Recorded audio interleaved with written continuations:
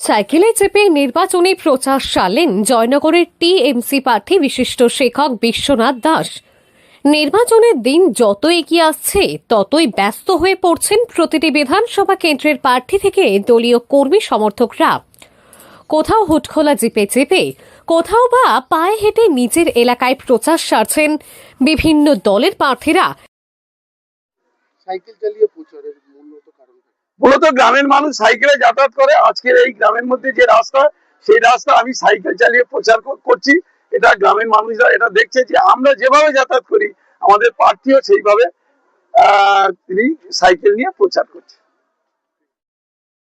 এদিন দক্ষিণ বারাসাত অঞ্চলের মুকুন্দপুরে সাইকেলে চেপে প্রচার সারতে দেখা গেল জয়নগর বিধানসভা কেন্দ্রের তৃণমূল কংগ্রেস প্রার্থী বিশিষ্ট শিক্ষক বিশ্বনাথ দাসকে। তিনি প্রথমে দক্ষিণ বারাসাত দাসপাড়ায় জাগ্রত মা নারায়ণী মন্দিরে পুজো দিয়ে এদিনে নির্বাচনী প্রচার শুরু করেন। দেখুন, গ্রামের মানুষ এই রাস্তা দিয়ে সাইকেলে যাতায়াত করে, তারা বাজারে যায়, স্কুল কলেজে বাচ্চারা এই রাস্তা দিয়ে যাতায়াত করে এবং কলকাতা যারা যায় তারাও ডেলি প্যাসেঞ্জারি করে এই রাস্তায় সাইকেলে দিয়ে।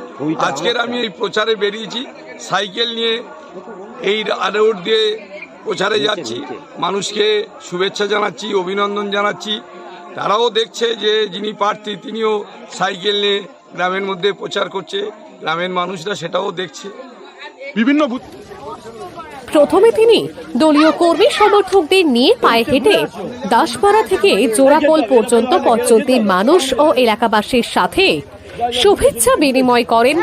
এদিন রাস্তার মোড়ে মোড়ে দাঁড়িয়ে থাকা বহু মানুষ তাদের প্রার্থীকে মালা পরিয়ে শুভেচ্ছা জানান।